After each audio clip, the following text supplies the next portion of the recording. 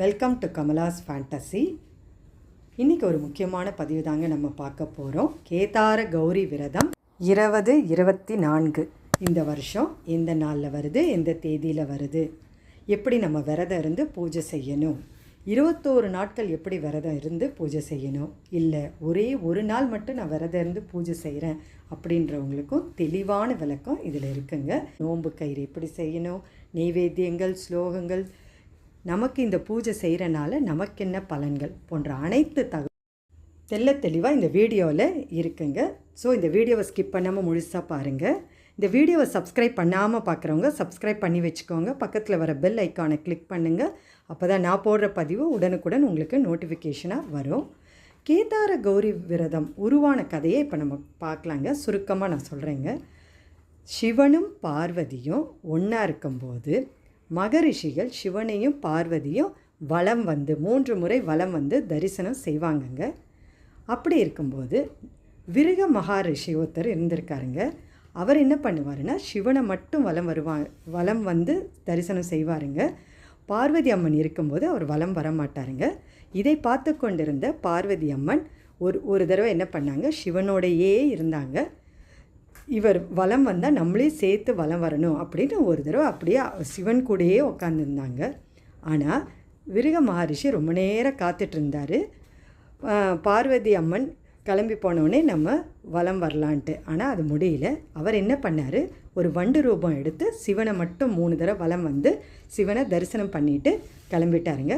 இதை பார்த்து கொண்டிருந்த பார்வதி அம்மன் கோபம் கொண்டு சினம் கொண்டு சிவன்கிட்ட போய் கேட்டாங்க, நான் உங்களோடையே இருக்கணும், உங்களில் பாதியாக இருக்கணும், அதுக்கு நான் என்ன செய்யணும் அப்படின்னு கேட்டிருக்காங்க.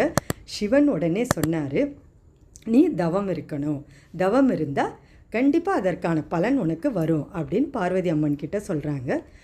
உடனே பார்வதி அம்மன் என்ன செஞ்சாங்கன்னா 21 நாள் தவம் இருந்தாங்க. கௌரியாக இருந்து 21 நாள் கௌரி நோன்பு எடுத்தாங்க. அதன் விளைவாக வந்த பலன் சிவன் என்ன பண்ணார்னா தன் உடம்பில் பாதியை நம்ம பார்வதி அம்மனுக்கு கொடுத்தாங்க. அதுதான் அர்த்தநாரீஸ்வரர். அந்த தரிசனம் தான் நம்ம பார்க்குறோங்க. அதனால் அதன் விளைவாக தான் இந்த கௌரி நோன்பு, கேதார கௌரி நோன்பு எல்லோரும் எடுக்கிறோம். ஏன்னா இந்த கேதாரி கௌரி விரதம் நம்ம இருந்து பூஜை பண்ணோன்னா பலன்கள் மிக அதிகங்க. கணவன் மனைவி பிரிஞ்சிருந்தாங்கன்னா கணவன் மனைவி ஒற்றுமையாக இருப்பாங்க. பிரிஞ்சிருந்த தம்பதிகள் சேருவாங்க. இல்லற வாழ்க்கை நல் வாழ்க்கை அமையும். அஷ்ட ஐஸ்வர்யமும் நமக்கு பெருகுங்க. அதனால தான் கேதார கௌரி விரதம் இருக்கிறாங்க. சரி, கேதார கௌரி விரதம் நம்ம எப்படி பூஜை பண்ணணும் அப்படின்றத இப்போ நம்ம பார்க்கலாங்க. கேதார கௌரி விரதம் பார்த்திங்கன்னா 21 நாள் விரதம் இருந்து நோம்பிருந்து பூஜை செய்ய வேண்டிய ஒரு முறைங்க. சரி, இப்போ 21 நாள் இருக்க முடியல, நான் 7 நாள் இருக்கிறேன், 14 நாள் இருக்கிறேன், 3 நாள் இருந்து பூஜை செய்கிறேன் அப்படின்னு நிறைய பேர் சொல்லுவாங்க. அப்படியும் பூஜை பண்ணலாம். இல்லை என்னால் இந்த நாளெல்லாம் இருக்க முடியாது, ஒரே ஒரு நாள் மட்டும் நான் நோன்பு இருந்து விரதம் இருந்து பூஜை செய்யலாமா அப்படின்னு நீங்கள் கேட்டிங்கன்னா தாராளமாக ஒரு நாள் மட்டும் விரதம் இருந்து பூஜை செய்யலாங்க. சரி, 21 நாட்கள் எப்படி விரதம் இருந்து பூஜை செய்கிறது அப்படின்னு நீங்கள் பார்த்தீங்கன்னா அக்டோபர் 12ஆம் தேதி 2024 சனிக்கிழமை அன்னைக்கு விரதத்தை ஆரம்பிச்சிடணும். அது முடிக்கிற நேரம் அப்படின்னு நீங்கள் பார்த்தீங்கன்னா நவம்பர் 1ஆம் தேதி வெள்ளிக்கிழமை அன்னைக்கு இந்த விரதத்தை முடிச்சுக்கலாங்க. சரிங்களா? 21 நாள் விரதம் இருக்கிறவங்க அந்த மாதிரி இருப்பாங்க. 7 நாள் 14 நாள் அப்படியும் இருந்து பூஜை செய்வாங்க. சரி, இப்போ ஒரு நாள் இருக்கிறவங்க எப்படி பூஜை செய்யலாம் அப்படின்னு நம்ம பார்க்கலாங்க. நவம்பர் 1ஆம் தேதியே நீங்கள் உங்கள் விரதத்தை ஆரம்பித்து பூஜையும் பண்ணலாங்க. அந்த அன்னைக்கு அமாவாசை திதி மட்டும் நீங்கள் பார்த்தீங்கன்னா அந்த அன்னைக்கு மாலை 6:25 வரைக்கும் அமாவாசை திதி இருக்குங்க. ஒரு மணை போடணுங்க. மணை போட்டு அதன் மேலே சிவப்பு துணி நம்ம விரிச்சிட்டு சிவன் பார்வதி 2 பேரும் சேர்ந்தாப்பில் இருக்கிற படம் இருந்தால் வைக்கலாம், இல்லாட்டி லிங்கம் இருந்தால் வைக்கலாம். இல்லை கலசம் வச்சுருக்கேனாலோ நம்ம கலசம் வச்சு கூட கும்பிடலாங்க. அந்த மாதிரி நம்ம வச்சிடணும். வச்சுட்டு வில்வ இலையால் மாலை போடணுங்க. சுவாமிக்கு 2 பக்கம் குத்து விளக்கு ஏற்றி வைக்கணும். 5 முக குத்து விளக்கு ஏற்றி வைக்கணும்.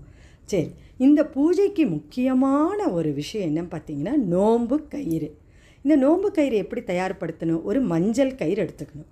உங்கள்கிட்ட வெள்ளை கயிறு இருந்துச்சுன்னா அதை மஞ்சள் தண்ணியில் துவைச்சி மஞ்சள் கயிறாக எடுத்துக்கணுங்க. எடுத்துட்டு அதில் முக்கியமாக 21 முடிச்சுகள் பக்கம் பக்கமாக நீங்கள் போட்டுக்கணும். பக்கத்தில் போட்டுட்டு உங்கள் வீட்டில் எத்தனை பேர் இருக்காங்களோ அத்தனை பேருக்கு நீங்கள் போட்டுக்கோங்க. போட்டுட்டு அதை நீங்கள் அந்த சிவன் பார்வதி படம் வச்சுருக்கோம் இல்லைங்களா, அதுக்கிட்ட நம்ம வச்சிடணும். வெத்தலை, பாக்கு, பழம் எல்லாம் எடுத்து வச்சுக்கணுங்க. புஷ்பம், வாசனை மலர்கள், புஷ்பம் எடுத்து வச்சுக்கணுங்க. சரி, இப்போது அடுத்தது நெய்வேத்தியம். நெய்வேத்தியம் பார்த்திங்கன்னா நீங்கள் இனிப்பு நெய்வேத்தியம் வைக்கணும், சாப்பாடு வைக்கலாம். இனிப்பு நெய்வேத்தியம்னா லட்டு வைக்கலாம், அதிரசம் வைக்கலாம், முறுக்கு வைக்கலாம், தட்டை வைக்கலாம், உங்களால் என்ன முடியுதோ வைக்கலாங்க. ஆனால் வைக்கிற பதார்த்தம் 21 இருக்கணும். 21. இப்போ ஒரு லட்டு எடுக்கிறீங்கன்னா 21 லட்டு வைக்கணும். அதிரசம் வைக்கிறீங்களா, 21 அதிரசம் வைக்கணும். அந்த மாதிரி உங்களால் எது முடியுதோ அதை நீங்கள் 21 வகையாக 21 தடவை வைக்கணும்.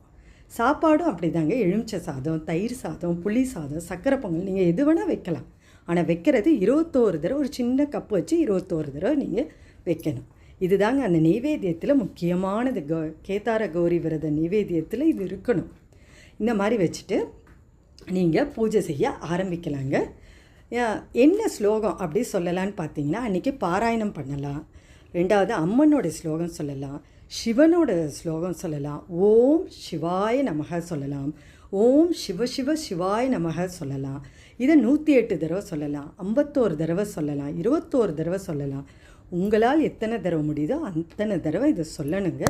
சொல்லிவிட்டு நீங்கள் பூஜையை நிறைவு செய்யலாம். தூப தீப ஆரத்தி காட்டி பூஜையை நிறைவு செய்யலாங்க.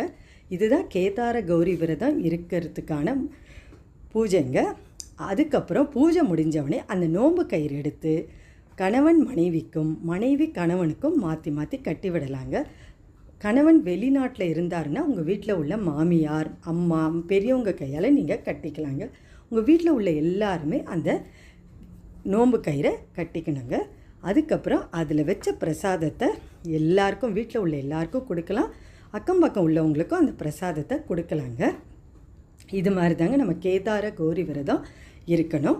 கேதார கௌரி விரதம் 2024 எந்த நாளில் ஆரம்பிக்கணும் அப்படின்னு நீங்கள் பார்த்தீங்கன்னா 12/10/2024 சனிக்கிழமை அன்றைக்கி தொடங்கி நவம்பர் 1 2024 வெள்ளிக்கிழமை அன்றைக்கி முடிவடையுங்க. நவம்பர் 1 அமாவாசை திதி எப்போ ஆரம்பிக்குது அப்படின்னு நீங்கள் பார்த்தீங்கன்னா அக்டோபர் 31 2024 அமாவாசை திதி மாலை 4:28 ஆரம்பித்து நவம்பர் 1 2024 மாலை 6:25 வரைக்கும் இருக்குங்க. கேதார கௌரி விரதம் மாலை 6 மணிக்கு மேலே நீங்கள் பூஜை செய்யலாங்க. இந்த பதிவு உங்களுக்கு ரொம்பவே பிடிச்சிருந்தா லைக் பண்ணுங்கள், உங்கள் உற்றார் உறவினருக்கும் ஷேர் பண்ணிவிடுங்க. அடுத்த ஒரு நல்ல ஆன்மீக பதிவோடு உங்களை சந்திக்க வரேன்.